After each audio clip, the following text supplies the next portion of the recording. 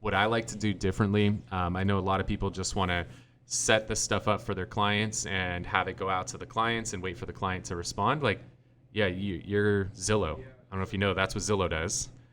So you're not... And they do it well. They do it better than you do, okay? See, I was trying to be nice about it. You were being... That's what Zillow does. If you want to beat Zillow, well, what can you do that Zillow's not?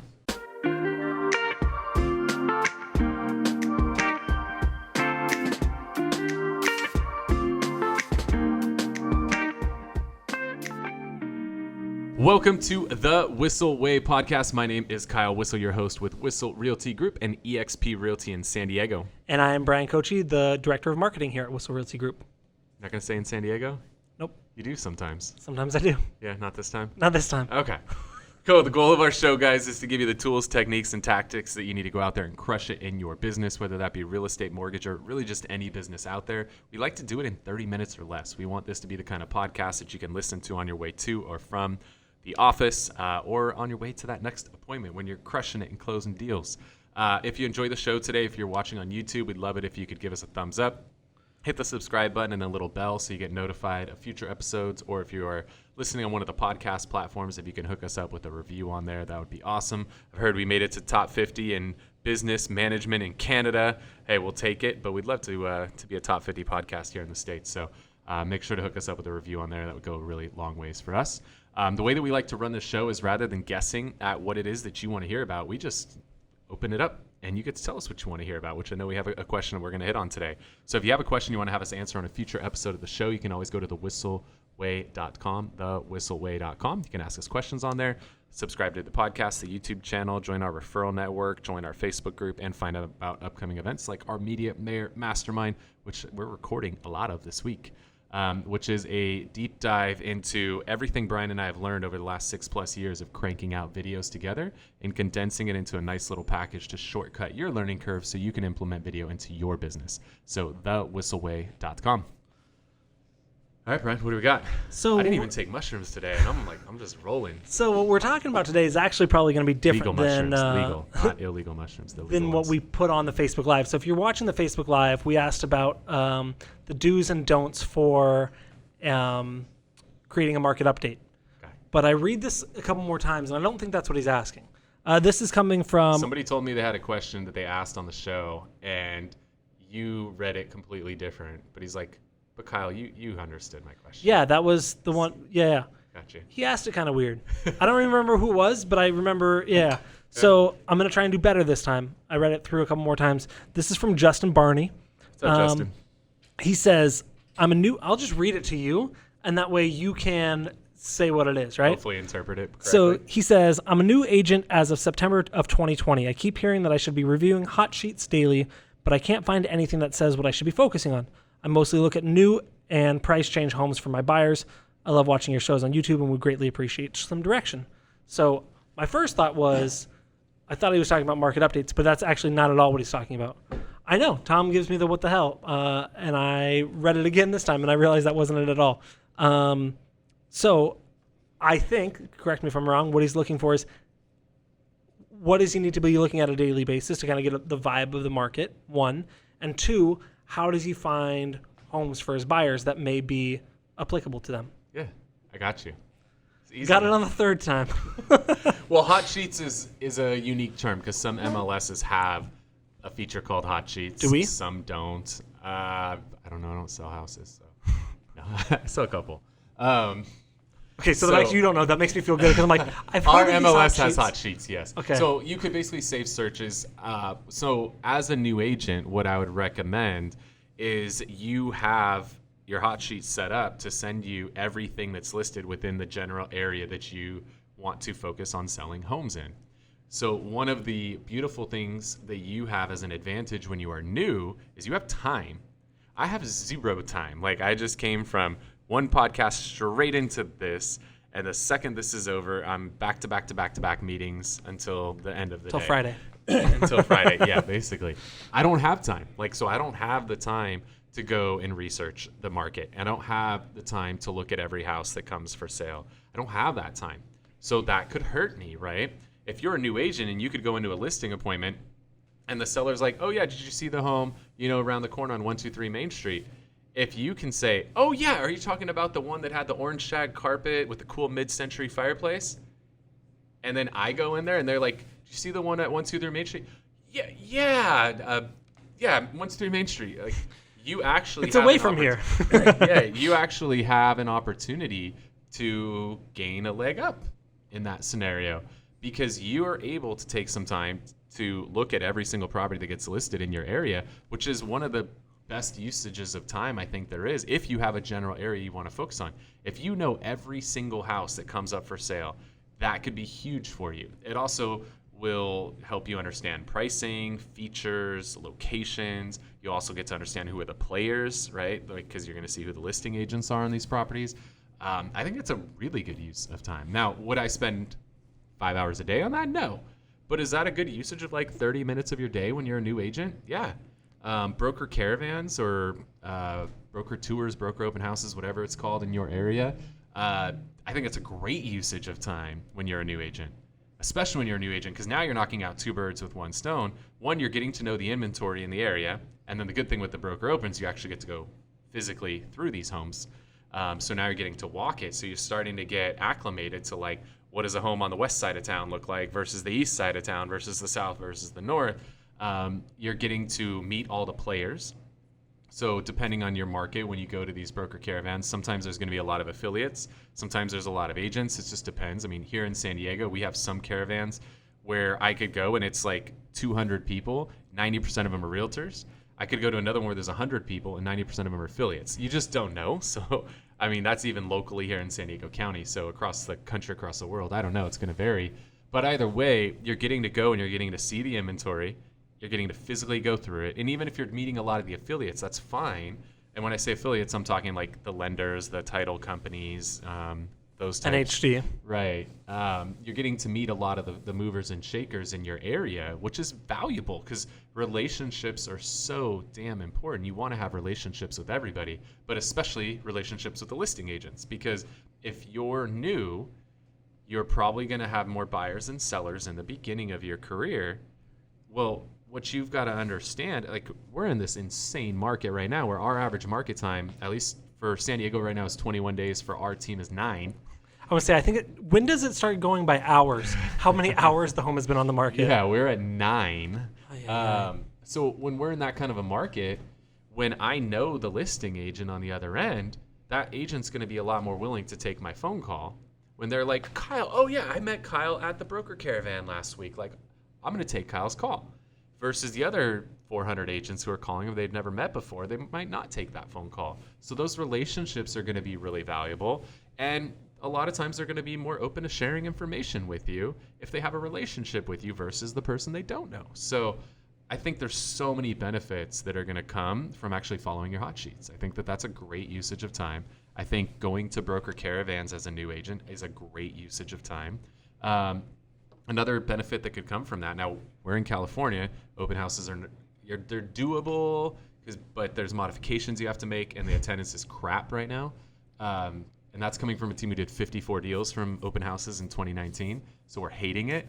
I'm very jealous because I talk to people in other markets, and they're like, oh, our open houses is like lines down the block. Jeez. I wish we had that here. We don't. So for, if I was a new agent, I'd be open house. If I'm in a market where open houses are effective right now and allowable, I'm doing an open house like nonstop. Like, I think that's the best usage of time as a new agent.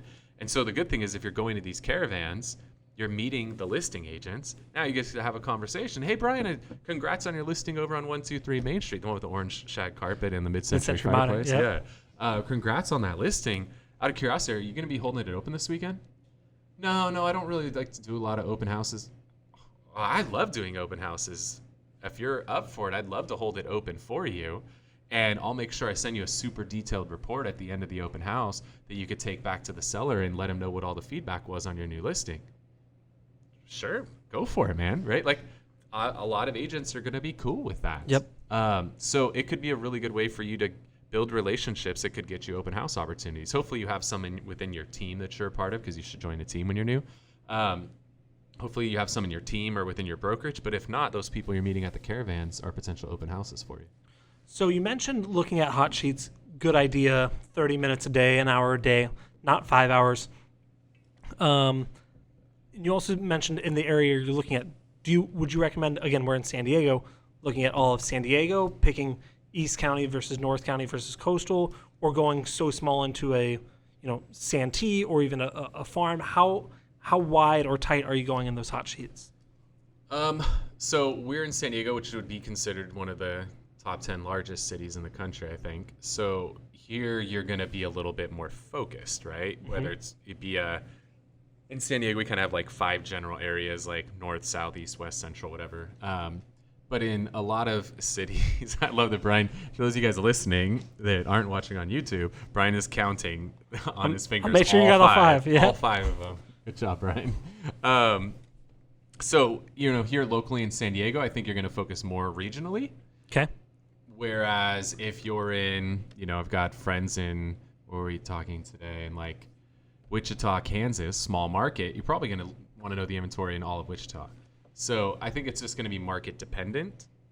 And I want to know every listing in an area if I'm newer. I want to get to know my inventory. I want to know the styles of homes. Hey, looks like everything over there was built in the 50s.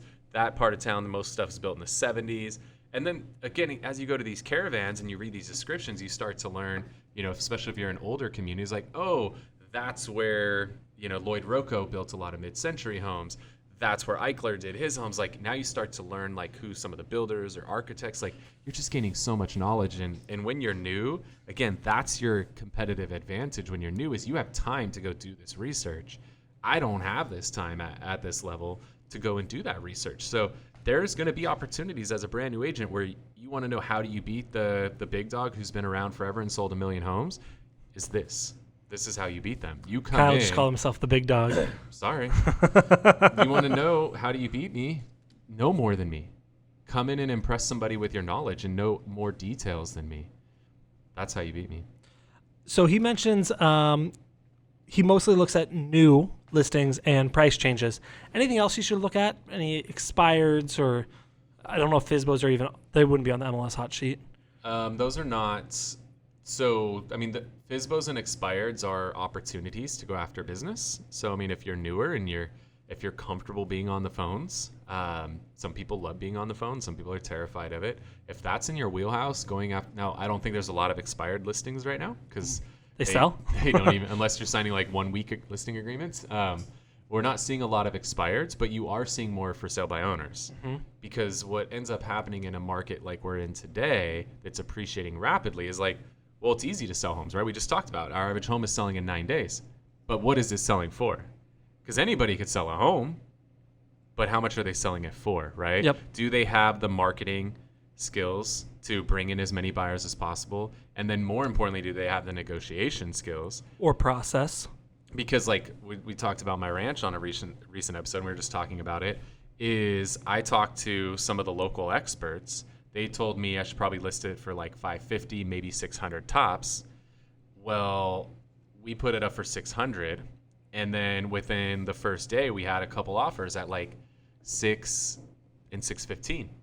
A lot of agents, especially if for sale by owner, were like, "Oh my God, you're gonna pay me $15,000 over what I'm asking?" Sold. You dumb ass! You just left a lot of money on the table. What did we do? We have a strategy, right, where we make sure we get proper exposure. We get to let the property marinate on the weekend, get a lot of people in there. Now we come around on Monday, and instead of where we were at after day one at $615, we come around on Monday, we're at $656. And now again, here's where you as a for sale by owner, you're going to be like, hell yeah, $56,000 over list. Let's take it.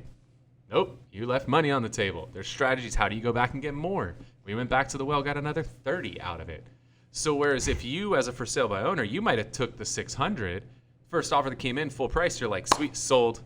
You could have left $86,000 on the table. Yep. So people think because it's an easy market right now, like, oh, I'm just going to do it myself. I'll just put it up and put it up for $600. It's going to sell in a week. I'm done. Left $86,000 on the table. So I think it's important to come in and actually help somebody understand that's trying to do this by themselves, the importance of having an expert negotiator on your team. somebody who has a proven process. It's one, going to bring the buyers in, and then two, extract as much money as possible out of those buyers. So I think there's a really good opportunity to go after FSBOs right now. Cool. And a lot of experienced agents won't do it. They just want to hit the easy button and pay for like Zillow leads or something. Anything else on those hot sheets that you should be looking at?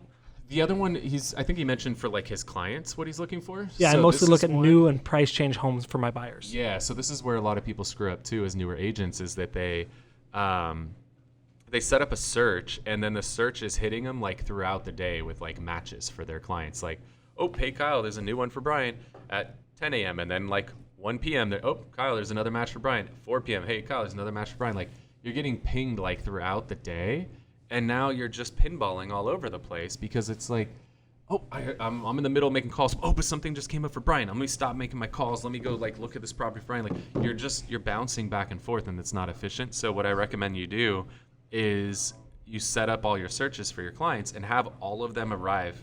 It depends on your MLS. Our MLS, I could say have all the matches arrive at 1 p.m. Whatever's come through in the last 24 hours, send them to me at 1 p.m. for all my clients. And now I have a time block built into my schedule from 1 to 1:30 every day. I review the matches for my clients. So maybe you have like 30 minutes in the morning, you're reviewing hot sheets. Maybe you have 30 minutes in the afternoon, you're reviewing the matches on your client-specific properties. What I like to do differently, I know a lot of people just want to set this stuff up for their clients and have it go out to the clients and wait for the client to respond. Like, yeah, you're Zillow. I don't know if you know, that's what Zillow does. So you're not... And they do it well. They do it better than you do, okay? See, I was trying to be nice about it. You were being... That's what Zillow does. If you want to beat Zillow, well, what can you do that Zillow's not? Well, what you can do that Zillow's not is you get all those emailed to you at 1 o'clock. You go through and you look through all the homes and you're like, oh shit, Bryan's looking for a house with orange shag carpet and a mid-century fireplace. He knows me. I need to send this one to Bryan. Now I'm going into that specific property. I'm finding the picture that shows the orange shag carpet and the mid-century fireplace, and I'm sending it. Hey, Bryan, I found something that's perfect. I know this is exactly what you're looking for. It's got the carpet you want, the fireplace you want. We need to go see this. What's more effective, that or just the drip email from whatever CRM or from your MLS? Because Zillow's not doing that, right? Correct. Not yet. that technology's been in the works for a long time. I don't know if you guys know this, but there's many technologies now that are actually not I'm not saying Zillow has this. If they don't, they'll buy somebody who does it. But there's technology already that's now paying attention to the homes that people are favoriting, and it's starting to learn what types of homes without somebody even saying anything. It's realizing that they're hanging on a picture of the orange shag carpet. And then it's going to be like, you look at another property that has orange shag carpet, and you stop on the picture with the orange shag carpet again. It's starting to utilize machine learning to learn the fact that Bryan likes orange shag carpet. And then every time Bryan stops on a mid-century fireplace, it's learning that Bryan likes mid-century fireplaces. So what's it going to do? It's going to start sending Bryan properties that are orange shag carpet with mid-century fireplaces. I don't really like that. That should exist. Correct. And you can tell that it exists because if you want to get nerdy and look at what they call the alt text on photos on Google or on Instagram even, Instagram knows when you upload a photo, you can look at the alt text after a day or so, and it'll say, photo of people with a sunset. And you're like, it is, but I didn't tell you that. And so it can start figuring this stuff out over and over and over again. It's the algorithm, man. The algorithm. Love it. All right. I think that was some good stuff. That was really good. Cool. Oh, well, he didn't ask that question, though. He actually asked how to do... I'm just kidding. Well, hopefully you guys got a lot of value out of that. If you are enjoying the show, again, if you're watching on YouTube, hook us up with a thumbs up. Hit the subscribe button and the little bell so you get notified of future episodes. If you're listening on a podcast platform, make sure to hook us up with the review. Those go a really long way. We'd love to share this message. I think this was really valuable. I didn't know where we were going to go with this today, but I didn't either, obviously. But I feel good about where we went. Yeah. But before we wrap, Bryan, I want to make sure we share something we like to refer to as our Whissel widget of the week. This is something we're utilizing in our business that's either saving us time, making us more money, or just helping us have more fun. So the tool I'm using today saves me a lot of time. There are so many times where I'm making thumbnails or images for videos. I need graphics, any of those things. But I don't want real images. I want PNGs. I want transparent background. I want vector type images. Like today, I was looking for. I was doing a thumbnail for 5-star review, and I wanted some stars, and I didn't want picture of the night sky stars. I wanted the 5-point stars, right? So I go to this website. It's called cleanpng.com. It's free. You might have to sign up, but it's free to use. There's a ton of great stuff. A lot of times when you Google, stars, transparent background, you find the exact one you want, and then you go to it, and then you have to pay $10 or pay credits or any of that. It's cleanpng.com. You don't have to pay for any of it. I love it. Cleanpng.com. You sparked an idea in my head of one that I like to use. It's kind of along the same lines. It deals with PNGs. So there's a lot of times when we're like, I'm not a graphic artist by any means, but there's times where I want to make an image or a chart or whatever, and I need an image of a person, but I need it to not have a background on it. I just want an image where I could remove the background and just have Bryan's beautiful face, and I could put it in front of the mid-century fireplace with on orange the shag carpet. Orange shag carpet. That's not what I want. People are going to send me stuff now. So this website is called Remove.bg, as in background. Remove.bg. You could just take a photo of, let's say, Bryan, and throw it in there, and it'll strip the entire background and just give you a perfect PNG of Bryan with a transparent background, and then you could put that into Canva or whatever it is that you're utilizing to make your beautiful image. And it's really easy. You don't need Photoshop or any fancy software. So Remove.bg. It works really well. Yeah, it's amazing, and it's free. Yeah. It's pretty cool. Yep. Awesome. Well, hopefully you guys got a ton of value out of today. I want to thank you so much for tuning in to this episode of the Whissel Way Podcast. See you next week. Wait. Before you leave, I want to share some more tips and tricks that we're using in our business to take it to that next level. Just click right here. And don't forget to subscribe. Click right here.